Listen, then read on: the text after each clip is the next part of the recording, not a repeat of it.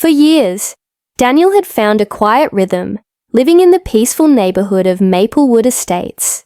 His modest, single-story home sat nestled among perfectly trimmed lawns and blooming flower beds, a testament to the pride residents took in their community.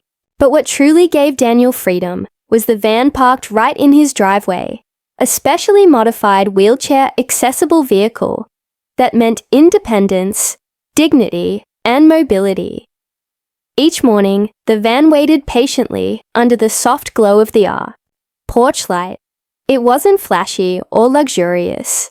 Its dull white paint was often smudged with dirt from daily errands and trips to medical appointments. To Daniel, it was more than a vehicle. It was a lifeline. But on a sunny Tuesday morning, that lifeline suddenly felt fragile. As Daniel stepped outside to retrieve the morning mail, his eyes caught a stark contrast. A crisp, white envelope marked with the emblem of the Maplewood Estates Homeowners Association. His heart skipped a beat. He wasn't expecting any letters from the HOA.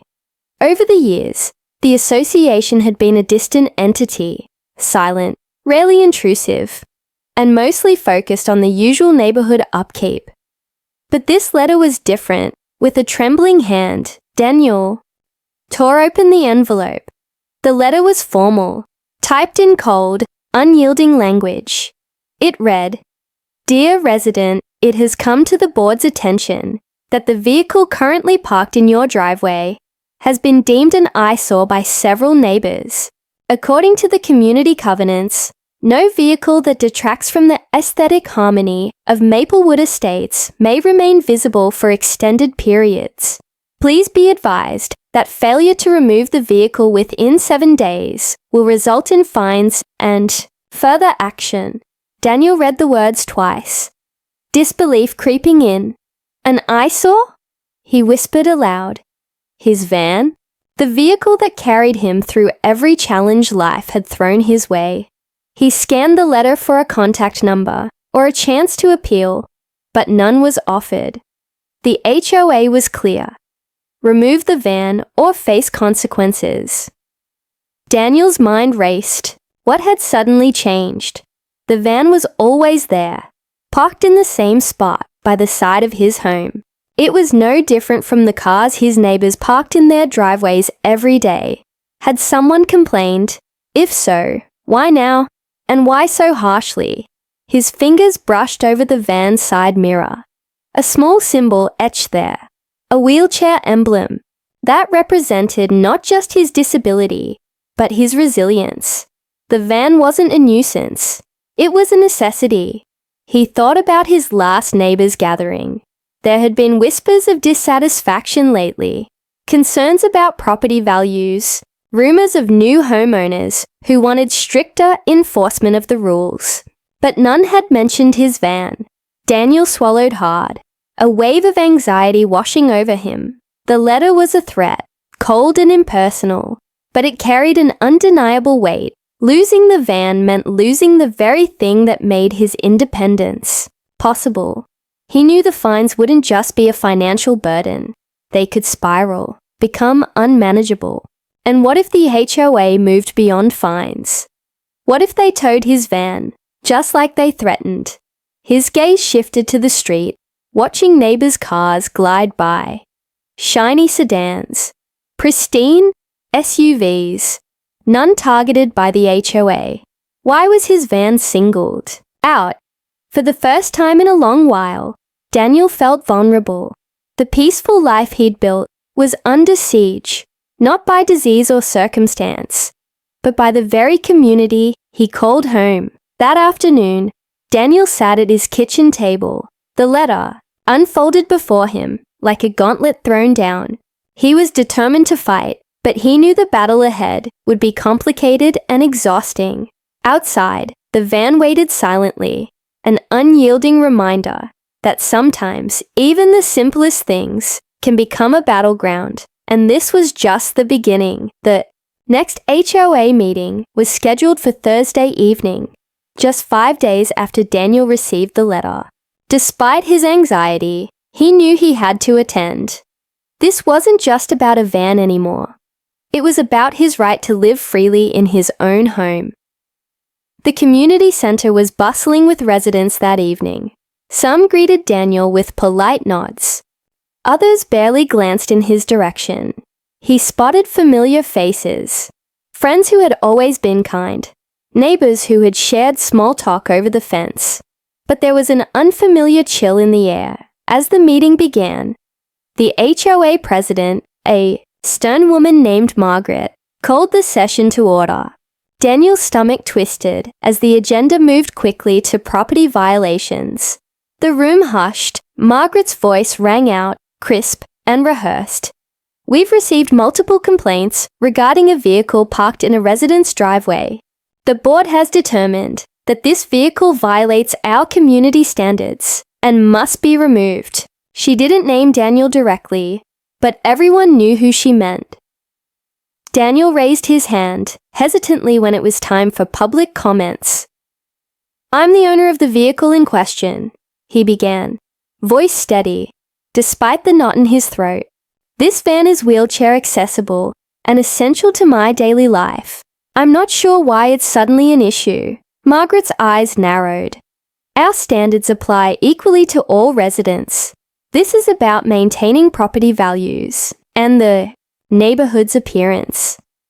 But this van isn't a luxury car or abandoned junk, Daniel insisted.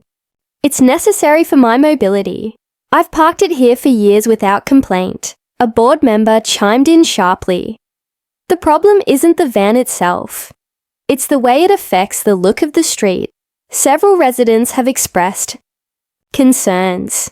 Daniel felt a sting, not just from the words, but from the cold detachment in the room. It wasn't empathy he heard, but bureaucracy. As the meeting progressed, other neighbors voiced their opinions. Some supported Daniel, citing fairness and compassion. Others echoed the HOA's stance, worried about potential buyers and the value of the community. In the middle of the back and forth, Daniel noticed something odd. A few of the board members exchanged quick, guarded glances. Margaret's tone shifted when she spoke again, less about rules, more about control. After the meeting, Daniel approached a neighbor, Mrs. Alvarez, an elderly woman who'd always been friendly. Do you think this is really about the van?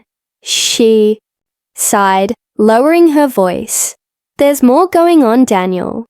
Some on the board want to clean up the neighborhood before a big developer comes knocking. They see your van as an obstacle, something to push out. Daniel's heart pounded. Could this be true? Was his van a pawn in a larger game? He left the community center with more questions than answers. The letter had been just the first move in a silent war against him, but now he saw shadows lurking behind the HOA's rigid rules.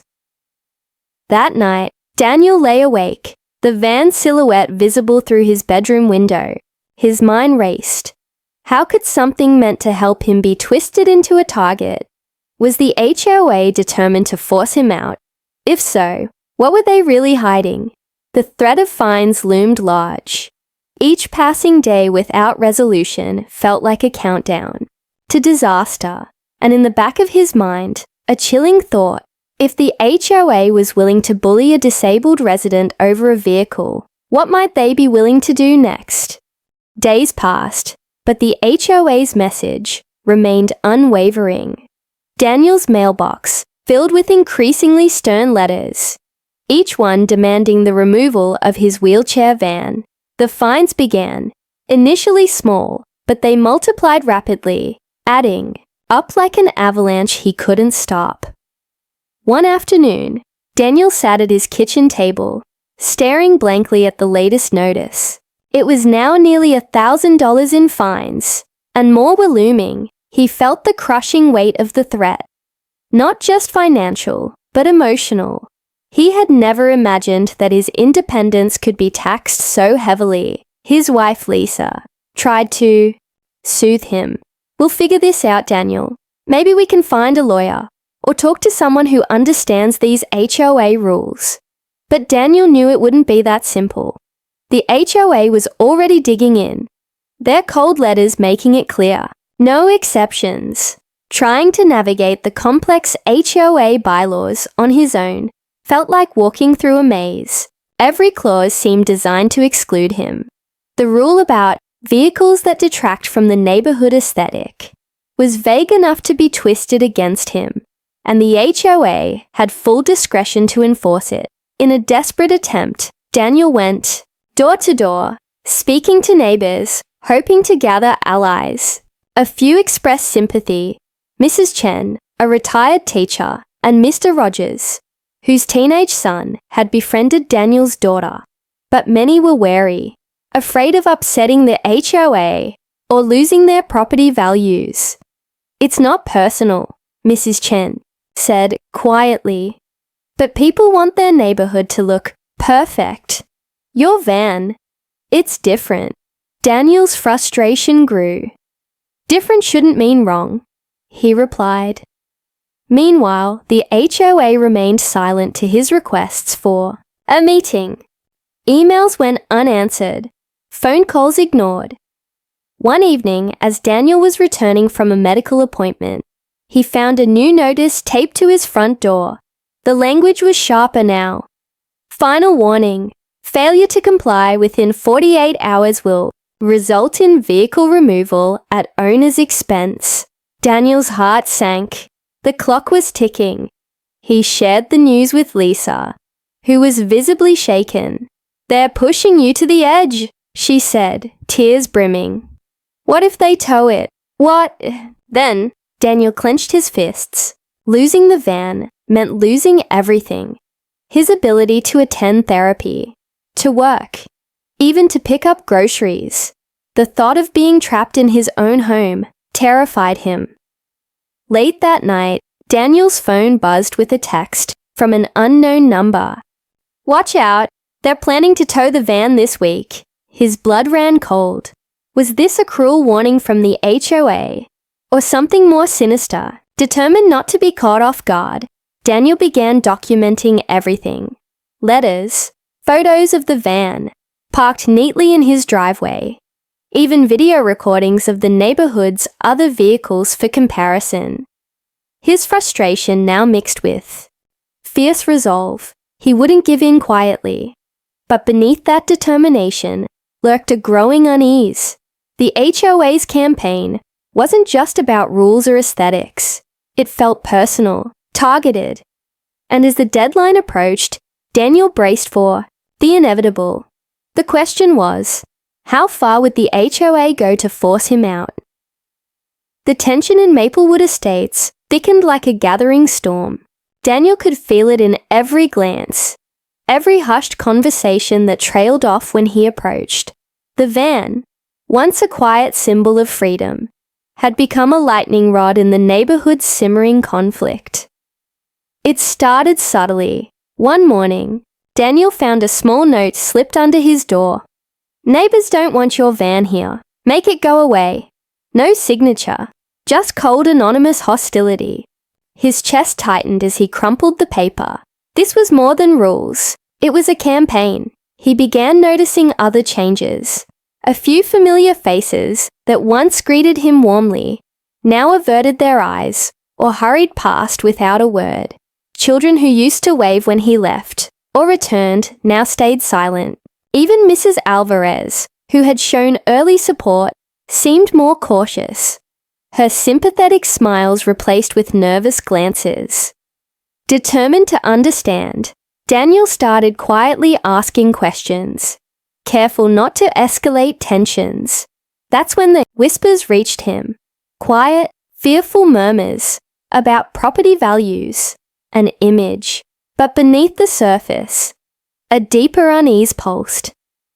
One afternoon, Daniel bumped into Mr. Collins, a neighbor known for his quiet demeanor and sharp eyes. Lowering his voice, Collins said, "It's not just about the van, Daniel. There's talk about new development. Big changes coming to this neighborhood. Some folks on the board want to clean things up before they sell." Daniel frowned, the pieces starting to click. Could his van really be a casualty in a larger plan to reshape the community? Was the HOA using appearance as a smokescreen to push out anyone who didn't fit the new vision? That night, as Daniel sat by his window, he watched the streetlight flicker over his van. It seemed vulnerable now, exposed to forces beyond his control. The following day, a surprise visitor arrived. Sarah, a young mother who recently moved in across the street, knocked hesitantly on Daniel's door. "I heard what's happening," she said softly. "I wanted to say I'm sorry." "This isn't right." Sarah explained that many new residents came with expectations for a perfect neighborhood. No visible medical equipment, no unusual vehicles, no disruptions. "They don't understand what it's like," she said, voice cracking. "We need to stick together." Her words were a small beacon of hope, but the underlying fear was clear. The HOA's campaign was fracturing the community, turning neighbors into strangers. As days passed, Daniel's fears materialized in more unsettling ways. His mailbox was vandalized. Tires on a neighbor's car were slashed after they spoke up for him, and mysterious "for sale" signs appeared on homes of those who supported his fight. Daniel realized this was more than a dispute over a vehicle. It was a quiet war, fought in shadows, aimed at breaking his resolve. The looming threat of the fines and the letter warning of vehicle removal now felt like the prelude to something far worse. But amidst the growing hostility, Daniel found strength in unexpected places. A few courageous neighbors willing to stand by him, and a burning determination to protect his right to live with dignity. The question that haunted him most was, how far would this fight go? And what secrets was the HOA trying so desperately to keep hidden? Daniel's world felt like it was closing in. The polite facades had slipped away, replaced by whispered threats and veiled hostility. The neighborhood he once knew had become a battleground, one where he was the unwilling target. One evening, after a particularly tense day of unanswered emails and cold shoulders, Daniel received an anonymous tip. A secret meeting of some HOA board members and influential neighbors was scheduled at a nearby cafe. Away from prying eyes, curiosity and desperation compelled him to go. Under the dim streetlights, Daniel parked his van a block away and quietly slipped into the small, nearly empty cafe. He found a corner with a clear view of the other side of the room, where a group of familiar faces had gathered. Margaret, the HOA president, sat flanked by two other board members, and a couple of men Daniel didn't recognize. Men whose expensive suits and confident demeanor set them apart from the usual neighbors. Daniel strained to hear snippets of conversation. "We can't have anyone here who undermines the plan," Margaret said, her voice low but firm. "The van is a symbol of resistance. It's holding the sale back." One of the suited men nodded. "The developers want a clean slate. No controversies. No liabilities. This neighborhood has potential, but we need to act decisively." Daniel's stomach churned. It wasn't just about property values or aesthetics. This was a calculated move to push out anyone who didn't fit the developer's vision. As the meeting continued, Daniel's eyes caught a folder Margaret slid across the table. On the cover was a faded map of Maplewood Estates, marked with highlighted lots and notes in sharp handwriting. One-page detailed plans for a luxury condo complex, zoning changes, and references to resident displacement. His heart pounded. The HOA wasn't just enforcing rules. They were orchestrating a purge. Suddenly, Margaret's voice cut sharply. "We can't let this leak. If anyone outside this circle finds out, it'll derail everything. The fines and towing are just tools. Nothing more." Daniel's hands clenched around his notebook. He'd stumbled onto something far bigger than a parking dispute. As the meeting wrapped up, Margaret gave a final warning. Make sure the van is gone before the board's next official meeting. No exceptions. Daniel slipped out into the night, heart racing with a mix of fear and resolve. He knew he had to expose this scheme. But how? And how could he protect himself from retaliation? Back home, Daniel sat in his dim living room, the weight of the discovery settling heavily on his shoulders. The van, his independence, was now a battleground in a fight far larger than he imagined. His mind raced through possibilities. Could neighbors be bribed or coerced? Was the vandalism and harassment linked? Was anyone he trusted truly on his side? One thing was clear. The HOA's rules were a facade. Behind the scenes, greed and corruption were poisoning his community. Daniel realized the fight was no longer just personal. It was a fight for justice, transparency, and the right to belong. He vowed to gather evidence, find allies, and prepare for the battle ahead.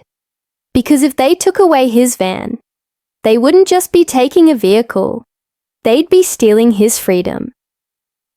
The day Daniel had feared finally arrived with brutal suddenness. He woke to an eerie silence outside his home, a quiet that felt unnatural in the normally lively neighborhood. The morning sun poured through the window, casting light on the empty driveway where his wheelchair van once stood. Panic surged through him as he rushed outside. The space was bare. His van, his lifeline, was gone. Taped to his front door was a terse notice from the HOA, vehicle removal executed pursuant to community guidelines. Owner responsible for all associated fees. Retrieve your vehicle at towing company address. Daniel's heart pounded in his chest. No warning call, no final chance, just gone. His mind flashed to the van's importance. The customized ramps, the medical equipment, the independence it provided. Without it, his world would shrink to the confines of his home. He scrambled to call the towing company, hands trembling. The voice on the other end was curt and unyielding. The vehicle was towed on the HOA's order. Fees will accumulate daily until it's picked up. Daniel tried explaining his situation, but the man was unmoved. Feeling desperate, Daniel turned to the community for help. He reached out to neighbors, some sympathetic, others hesitant to get involved. Lisa, his wife, contacted local disability advocacy groups, but red tape slowed any immediate assistance. As the hours dragged on, Daniel grappled with helplessness and anger. The van wasn't just metal and wheels. It was his freedom, stripped away without warning. It felt like a cruel betrayal. That evening, Daniel received a call from a neighbor who'd witnessed the tow. "I'm so sorry, Daniel. They didn't even give you a chance to move it. It all happened fast, like they wanted to catch you off guard." The community's mood was tense. Some residents whispered support. Others avoided eye contact.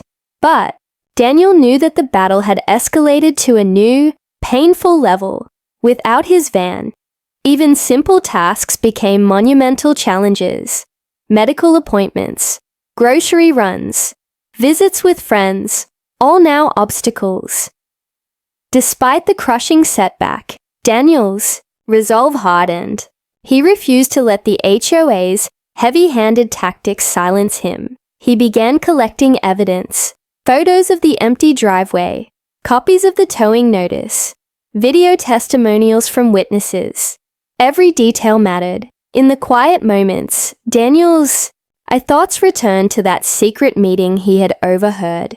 The HOA's plan was bigger than him, but his fight was now unmistakably personal. That night, as Daniel sat in the darkness of his home, he made a silent vow. He would reclaim his van, his rights, and his dignity, because no one, not even an HOA, had the right to steal a person's freedom. Daniel stared at the dim glow of his laptop screen. the cursor blinking in a blank email draft. He had written and deleted his message to the local news station 4 times, but now, with the van gone and the HOA digging in, fear gave way to fury. He couldn't stay quiet. That night, he hit send. The next morning, a reply came faster than he expected. "Hi, Daniel. This is Carla Mendez from Channel 7. Investigates. We're very interested in your story. Can we come speak to you today?" By 2 p.m., a camera crew rolled into Maplewood Estates. Daniel sat outside in his wheelchair, with Lisa by his side. He recounted everything: the van, the fines, the silence, the anonymous threats, the towing, and most importantly, the secret HOA meeting he had witnessed. Carla listened intently. "Do you have proof of the meeting?" Daniel nodded. He pulled out his phone and played the grainy, muffled recording he'd secretly captured in the cafe. Margaret's voice, though partially obscured, was unmistakable. Phrases like, "The van is a symbol of resistance," and "Developers want a clean slate," rang clear. Carla's eyes widened. This is going to blow up. Within 24 hours, the story aired. It was titled, HOA, or Hostile Takeover, Disabled Veterans Van, Towed in Bid to Gentrify Neighborhood. The community exploded. Daniel's phone buzzed non-stop. Calls from reporters, messages from disability rights groups, neighbors apologizing for not speaking up sooner. The story went viral locally. People were outraged. The public response shifted sharply in his favor. The HOA didn't respond publicly for a day. Then came a short, icy statement. The Board of Maplewood Estates followed all procedures in accordance with the bylaws. "We regret any misunderstanding," Daniel scoffed. "Misunderstanding? You stole my van." The next morning, a letter arrived from an attorney. His attorney, a local nonprofit, had offered legal support. With their help, Daniel filed a formal complaint with the City Council, the Americans with Disabilities Act office, and the State Housing Authority. The HOA board, once smug and unshakable, suddenly found themselves under a microscope. Margaret and 2 other members were subpoenaed for an investigation into discriminatory practices.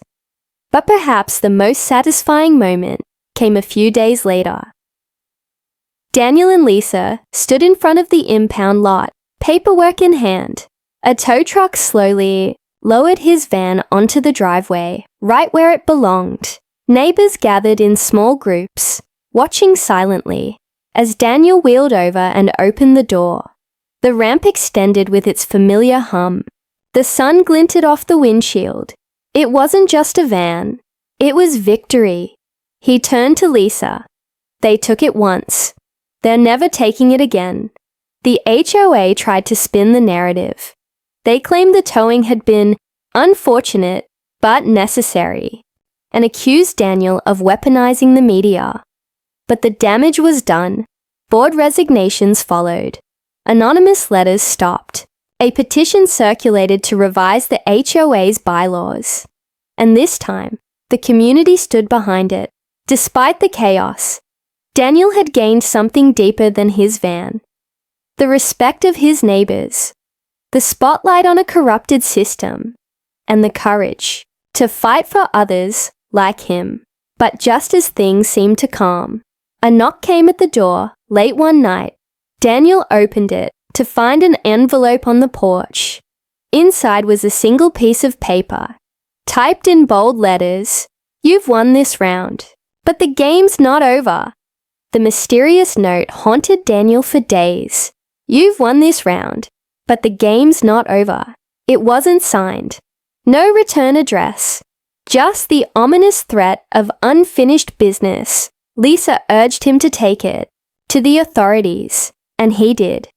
But with no fingerprints and no footage of the person who left it, the investigation hit a dead end.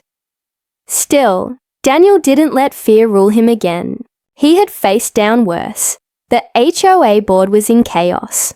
3 resignations in a week. A community meeting was scheduled to rewrite the bylaws, and Daniel had been invited to speak. Neighbours who had once avoided him now came by with baked goods and heartfelt apologies. Even Margaret, the former HOA president, had gone silent. Rumours said she'd left town. It felt like a victory. But something didn't sit right. The tone of the note, "The game's not over," wasn't just personal. It felt strategic. Daniel began revisiting everything. The fines, the vandalism, the silence, the secret meeting. It had all been too organized, too intentional. And the developers, they hadn't vanished. One night, Daniel couldn't sleep. He fired up his laptop and began digging. Buried deep in a local zoning board's online minutes, he found it. A proposal filed under a shell company, Vernon Estates LLC, to acquire and redevelop key lots in Maplewood, including green space, near the neighborhood center. The submission date, the exact day after his van was towed. He leaned back in his chair, heart thudding. The HOA had been a front. The towing, the fines. It was never just about the van. It was about pressure, control, making people like Daniel feel so unwelcome they'd leave. A slow takeover disguised as community management. Worse, the new proposal didn't just involve condo developments. It included a clause that would reclassify Maplewood as a special redevelopment district, giving private firms broader power over building codes, home ownership transfers, and even accessibility exceptions. Daniel realized this wasn't the end of a fight. It was the beginning of a much larger one. The next day, Daniel met with Carla Mendez from Channel 7 again. He laid out everything: the shell company, the proposal timing, the quiet disappearance of Margaret, and the chilling note. Carla's eyes lit up. They're laundering a land grab through your HOA. Together, they built a follow-up story. Disabled Man's Battle uncovers shocking real estate conspiracy. When the segment aired, the effect was explosive. City officials opened a full investigation into Vernon Estates LLC. Journalists unearthed links between the company and other HOA takeovers in nearby suburbs. Residents in those neighborhoods started speaking out too. Stories of harassment, surprise rule changes, and forced home sales. Maplewood became ground zero for a statewide conversation. Daniel found himself thrust into unexpected fame, interviews, meetings with lawmakers, and even a panel on housing ethics. He wasn't just defending his own rights anymore. He had become a symbol of resistance. But one moment stuck with him more than any headline. At a neighborhood meeting weeks later, with a packed crowd and news cameras flashing, a young mother stood up and said, "Daniel, I used to think HOA rules protected us. Now I see they were used to divide us. You showed us how to fight back. Thank you." The room erupted in applause. Daniel smiled, humbled. He hadn't asked to be a hero. He just wanted to live peacefully, in a neighborhood that saw him as a neighbor. Not a problem. But just before he left the podium, someone slipped another envelope onto his chair. No name, no message inside. Just a photo of his van, parked in his driveway. On the back, "Not everyone's happy it came back. The end."